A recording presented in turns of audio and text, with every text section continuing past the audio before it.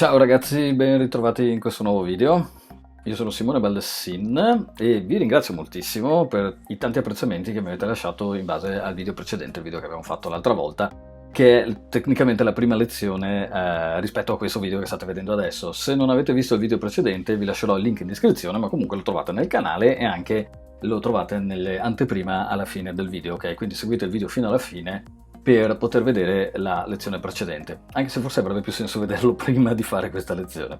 Ok, detto questo, iscrivetevi al canale, stiamo crescendo anche molto velocemente, io sono molto contento di tutto questo, perché così possiamo, come dico in altri video, creare una bella community efficace dove possiamo imparare insieme un sacco di cose. Lasciatemi un sacco di commenti, avete visto che ho iniziato anche una nuova rubrica dove rispondo alle vostre domande, quindi risponderò alle domande che lasciate nei commenti di questo video, come ho già risposto alle domande che avete lasciato in video precedenti. Allora, in questo nuovo video, in questo secondo episodio, 2 di 3, da quel che più o meno ho in testa come idea per questo mini corso, ok, ripartiamo da dove siamo arrivati l'altra volta. Pertanto, abbiamo tutta la nostra bella gerarchia di WordPress che avevamo messo sul piatto l'altra volta, che possiamo vedere qui, con tutti i file utili alla causa che abbiamo visto insieme, ok? Quello che oggi dobbiamo fare è fare il passaggino successivo e come da titolo, se nel frattempo mentre giravo il video non ho cambiato idea, andiamo a vedere quelli che sono gli hook di WordPress. Allora, cosa sono gli hook di WordPress? Sono i ganci, ok, tecnicamente. Allora, noi abbiamo già visto che quando devo andare a iniettare del codice dentro WordPress che comunichi con il core, ho la necessità di farlo attraverso il file function, questo file di puro PHP che fa parte dei cosiddetti file statici presenti all'interno della nostra strutturazione, ok? Gli hook sono dei ganci di cui WordPress fa ampio uso per permettere agli sviluppatori di iniettare del codice direttamente all'interno del tema, del template comunicando col core, il codice che viene poi scritto nel function. Senza entrare troppo in dinamiche troppo complicate, sapete che non mi piace, partiamo da 3 possibili azioni che possiamo andare a compiere all'interno di questo function, ok?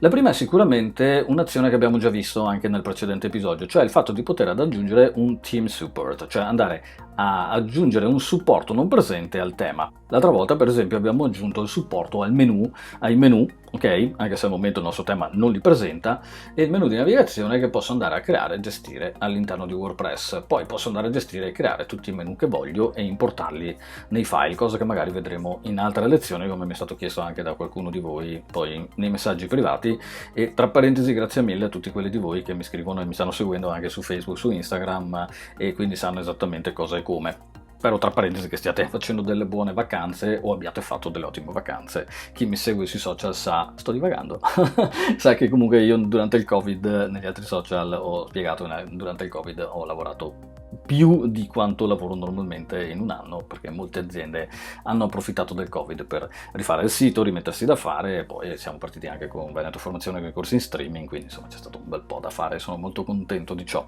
perché più faccio, più sono invogliato a fare. Se invece non c'ho un cazzo da fare, mi passa la voglia di fare anche le cose che normalmente dovrei fare.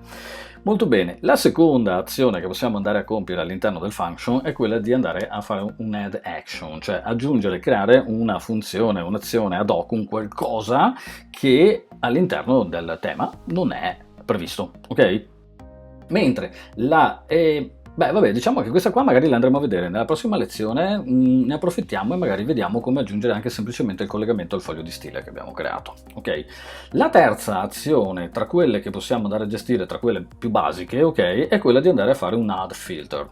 Che cos'è un filtro? Andiamo semplicemente a dire al nostro WordPress, a richiamare una funzionalità già esistente, che ne so, dentro il $args, l'array di WordPress, o dentro magari le variabili globali di WordPress, e invece di aggiungere una nuova funzionalità o un supporto, andiamo a modificare una funzionalità esistente. Cioè andiamo a dirgli, che ne so, tu già fai questa così, vi viene in mente per esempio l'ordinamento dei post, diciamo invece di tirarlo su così, in quella maniera lì, l'ordinamento dei post, fammelo attraverso, invece che per data, prendermeli per, cacchio ne so, per utente. Ok, buttiamola lì, ma è giusto per farvi capire. Quindi un filtro che va a bypassare quelle che sono le normali dinamiche e va ad aggiungere un qualcosina di nostro completamente personalizzato. Ok, ci siamo fin qua, scusate se mi sono dilungato un attimo, però è molto importante capire la parte teorica prima di iniziare a fare la parte pratica. Adesso passiamo direttamente al computer e andiamo a vedere i perché e i per come. L'altra volta abbiamo detto che per poter andare a mettere in comunicazione normalmente WordPress con il core abbiamo bisogno di creare gli hook, i ganci, e fin là, ok, e dobbiamo creare i secondary template, che sono quelli che vanno a implementare i famosi ganci. Allora, intanto mi chiudo un po' di roba, che sennò faccio solamente confusione. Per oggi lavoreremo nel front page, che se vi ricordate è proprio il template che va a identificare quella che è la nostra home page, vedete? Che è qui. Ok, e andremo adesso a trasformarlo in qualcosa di un po' più utile alla causa. Allora, partiamo direttamente dal Finder, ok, e andiamo a crearci due secondary template che mi servono. Ok, posso farlo copiando index, quindi faccio Command C, Command V e vado a chiamare questo file header.php e poi ne faccio un'altra copia e lo chiamo footer.php. Questi sono template secondari, ce ne sono altri, ma li vedremo magari più avanti. Allora, all'interno di questi, che adesso sono qui, vado a svuotare quello che c'è ovviamente, parto da header e vado ad inserire, grazie a Emmet, il plugin che ci permette di andare a creare del codice velocemente, vado ad inserire HTML 2.5 tab, la classica strutturazione iniziale di una pagina HTML, che a noi serve molto in questo momento qua, è molto importante per noi avere questa parte di struttura. Ovviamente da questa vado a tirar via la chiusura del body, la taglio proprio e salvo, e la chiusura dell'HTML e vado a inserire questo codice HTML qui all'inizio del footer, ok, e salvo. Ho appena creato i miei due template secondary, quelli che mi servono, che dovrò andare a implementare in tutte le pagine del sito, ok? Tutte le pagine del sito quindi dovranno richiamare questi due file per avere una struttura coerente. Stiamo lavorando sul front page, quindi vado a fare questa operazione direttamente qui, ok? Mi tengo l'H1, che mi sta anche bene, e qui vado ad aprire PHP e utilizzo la funzione predefinita di WordPress getHeader, che serve appunto a richiamare il file header. Salvo, ok? Vado a ricaricare la mia paginetta di qua. Vedete che si è creato uno spaziettino? Se io adesso vado a visualizzare la sorgenza della pagina, vedete che stiamo cominciando a richiamare degli elementi. Ok? Quindi la nostra funzione, che come già vi dicevo nell'altro video è molto simile, anche se personalizzata, a quella che è la funzione, quelle che sono le funzioni include e require di PHP, ok? Va a svolgere questa funzionalità, cioè va a implementare una parte di sito web. Per lo stesso principio, torniamo su Atom, andiamo a richiamare get footer, ok? Quindi richiamando get footer e salvando, il nostro sitino ovviamente implementa anche il footer, ma ancora noi non abbiamo nessuna differenza visiva. Però se vado a ricaricare qua, scusatemi, ricordatevi che io non taglio più nei video, quindi vi beccate anche tutte le parolacce, i cazzi e mazzi e tutto il resto che ci va dietro. Abbiamo creato la nostra struttura, ok? Fino a qui perfetto, ottimo lavoro. Adesso dobbiamo far comunicare il dannato function con il core di WordPress, ok? Con questa parte di struttura qua. Per farlo andiamo a inserire i due famosi ganci. Parto da qui. Torniamo su header e prima della chiusura di head andiamo ad inserire con PHP il gancio wp_head, che viene anche suggerito, vedete, dalle funzionalità dei pacchetti di Atom. Ok? Questo gancio mi permette di andare a richiamare tutte le funzionalità del function che devono essere implementate dentro la head. Poi vi spiego anche un attimino come fa a riconoscere dove, come, quando e agganciarsi. Ok? Adesso che ho inserito wp_head, se vado a ricaricare la pagina, vedete che si è creato dell'altro spazio, ok? Ma quello che a noi realmente interessa è che qui si sta cominciando a generare un bel po' di codice, vedete? Perché adesso il core di WordPress sta comunicando con questo blocco attraverso il function, attraverso questi ganci, sta iniettando del codice all'interno della nostra struttura. Per esempio, vedete qui c'è del codice che serve semplicemente ad andare a dirgli che se siamo loggati deve abbassare la struttura del tema di 32 pixel per non andare a nascondersi dietro la top bar di WordPress. La top bar di WordPress? Dove sta la top bar di WordPress? Perché al momento, vedete, non ce l'abbiamo. Poco male. Lo risolviamo velocemente anche questo. Andiamo nel file footer e prima della chiusura del body apriamo PHP e facciamo wp_footer, il gancio nel footer, che è quello che mi va a richiamare tutte le funzionalità JS all'interno della struttura. Vediamo cosa succede. Abbiamo messo il gancione nuovo, se ricarico qui, tac, ecco come fantasticamente, si può dire fantasticamente, appare la nostra top bar. Se andiamo a ricaricare il codice, potete vedere che anche qui è stata iniettata una montagna di nuovo codice, ok, che va ad aggiungere le funzionalità WordPress. Vedete che adesso il nostro tema nel suo piccolo è comunicante, perché come potete notare questo è il tema e ci permette di spostarci avanti e indietro, di fare delle modifiche. Se io clicco modifica pagina mi rimanda alla home page e mi permette di modificarla e compagnia bella, ok? Come fa però il function a sapere se il codice che andiamo ad inserire deve essere stampato nel WP head o nel WP footer?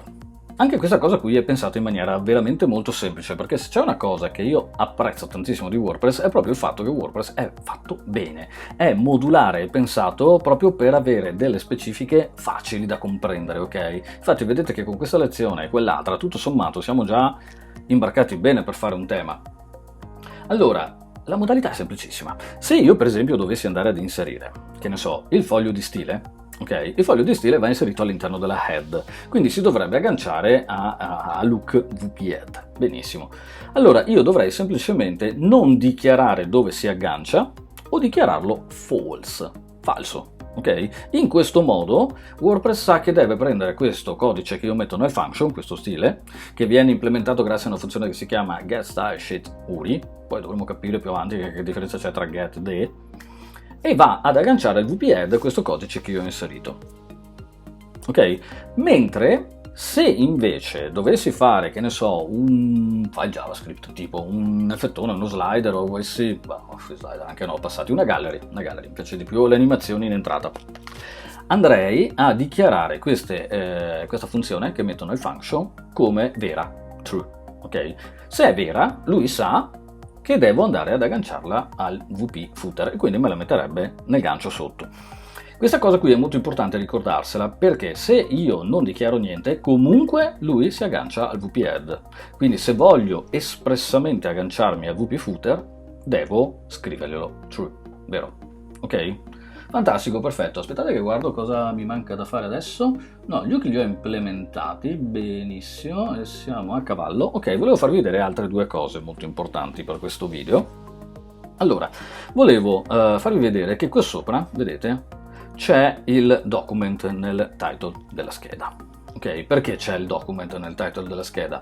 Beh, semplicemente perché ovviamente ce l'abbiamo scritto nell'header dentro la head ed è statico, ok? Come facciamo a rendere dinamico il title? Una logica, se non dovessi utilizzare i vari Yoast, RankMate o tutti quei plugin lì che servono per fare SEO nel sito, la cosa più ovvia sarebbe quella di andare qui ad inserire una funzione, che ne so, WP Title, o costruire un qualcosa che gli permetta di andare ad iniettare del testo lì dentro, che deve essere diverso per ogni pagina del sito e compagnia bella. Insomma, le basi del SEO le conoscete anche voi, e credo, io sì.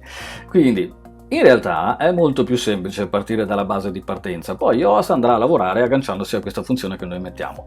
Qual è la soluzione richiesta dalla repository ufficiale di WordPress? È questa, semplicemente di toglierlo, il title proprio, ok? Quindi non lo mettiamo assolutamente, e di andare nel function ad aggiungere un supporto, come già abbiamo fatto. Se noi andiamo ad aggiungere add theme support, la funzione, e qui scriviamo title-tag, se non ricordo male, potrei anche sbagliarmi, adesso verifichiamo se funziona, ho aggiunto un supporto nativo al title della struttura. Quindi se io torno di qua e vado a ricaricare la pagina, vediamo se ho scritto giusto, eccolo lì, vedete, tac, lui mi va ad inserire il titolo e il motto come title della scheda. Questo lo fa solamente in home page, ok? Per tutte le altre pagine di default andrà ad inserire il titolo della pagina e il titolo, questo qua, corso digital marketing test o quello che avete scritto, che si può gestire da impostazioni, vi ricordate?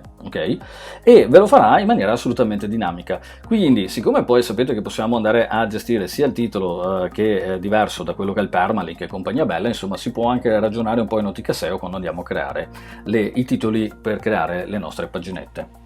Ok? E anche questa è un'ottima soluzione. Tra parentesi vi ricordo una fantastica differenza tra fare un sito per un cliente e fare un sito per la repository di WordPress, cosa che io, come ben sapete, ho fatto. Sono due cose diverse, ok? Quindi ci sono dei vincoli ben precisi per un sito che va fatto in repository che non ci sono quando andiamo a creare un tema per un nostro cliente che non ha bisogno di determinate specifiche e di dover seguire delle linee guida troppo strict, come si suol dire, troppo precise.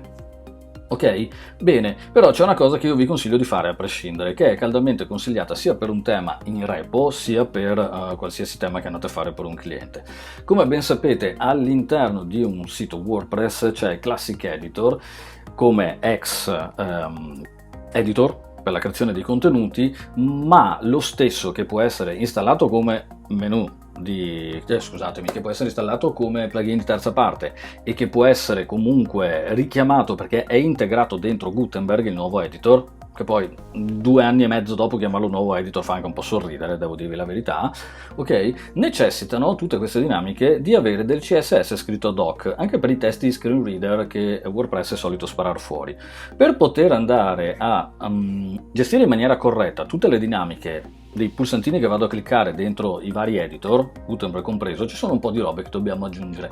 La prima però assolutamente è quella di inserire, vedete ce l'ho qui, del codice CSS che viene richiesto dai ragazzi di WordPress proprio per andare a interagire con queste dinamiche. Se noi cerchiamo codex.wordpress.org/css tipo, troviamo questa paginetta e qua sotto, ok, troviamo del codice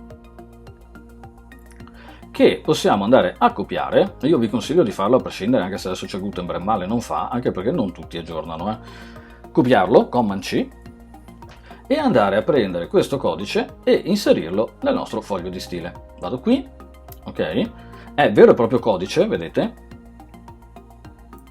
che serve per gli screen reader text, soprattutto questa è la parte importante secondo me, che è ancora presente in tutto il codice che spara fuori WordPress, ok? E se andiamo a vedere, partiamo già con una base di partenza con un sacco di robettine interessante, ok? E questo qui è un passaggio che non tutti fanno, però voi da bravi professionisti, insomma, fatelo. Adesso la vostra struttura sarà in grado di rapportarsi e lavorare molto meglio con quelle che sono le dinamiche interne degli editor di WordPress. Ok? Bene ragazzi, allora siamo arrivati anche alla fine di questa lezione, che alla fine è risultata lunga più o meno come l'altra, ok? Ben venga. Allora, nella prossima terza e tra virgolette ultima lezione, salvo che non mi girino i coglioni e decido di farne un'altra, ok? Andremo a vedere come agganciare questo foglio di stile alla nostra struttura, quindi andremo a vedere gli add action, un attimino velocemente, scriveremo qualche riga di CSS per verificare che funziona, poi andremo a vedere come richiamare attraverso il loop i contenuti di Gutenberg e stamparli nella nostra paginetta front-end, ok? Quindi creeremo il loopettino, andremo a prenderci 2 robettine, creeremo un po' di struttura con Gutenberg e vedremo come facilmente il nostro core comunica con il backend comunica con quello che abbiamo come tema e ci spara fuori i contenuti. Poi tutto il resto ovviamente è HTML e CSS che dobbiamo saper fare in autonomia, ok? Se volete anche fare un po' di ripasso di HTML e CSS o imparare qualcosina, vi ricordo che nel mio canale c'è un video corso ad hoc per imparare a fare dei layout HTML CSS responsive puro, ok? C'ha qualche anno il video corso in questione, però è ancora molto valido, ve lo garantisco.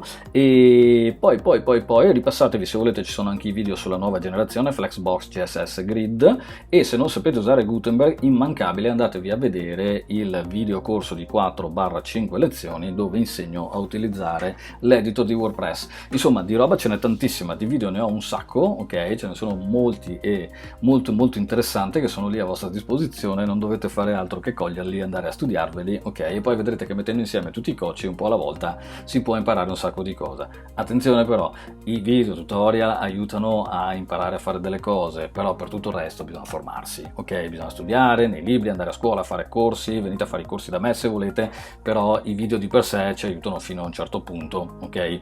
Questo voglio che vi sia chiaro, poi il resto è lavoro da professionista che uno deve imparare a fare un po' sul campo e un po' continuando a formarsi costantemente, perché la logica è anche quella che non basta che io sappia che questo si fa così, ok? Perché se so solamente che si fa così, alla prima volta che c'è qualcosa che va storto sono spacciato, ok? Non so come sistemare, non devo solo sapere che si fa così, ma devo sapere soprattutto perché si fa così, ok? Vabbè ragazzi, io rinnovo quello che vi ho detto prima: se state facendo le vacanze, buone vacanze; se le avete già fatte, spero siano state delle ottime vacanze nonostante i mesi del Covid; se non le avete ancora fatte, spero che andiate presto in vacanza e rilassatevi, ok? Noi ci vediamo fra qualche settimana col terzo episodio. Nel frattempo, in mezzo, cercherò di fare un altro video in risposta alle domande, come vi avevo detto, sempre se ne fate, ma conto di sì, ok? E anche per oggi è tutto, grazie mille di avermi visto. Campanellina più o meno a destra manca, seguitemi su Instagram, su Facebook, ce n'è finché volete. Noi ci vediamo alla prossima, see you next time.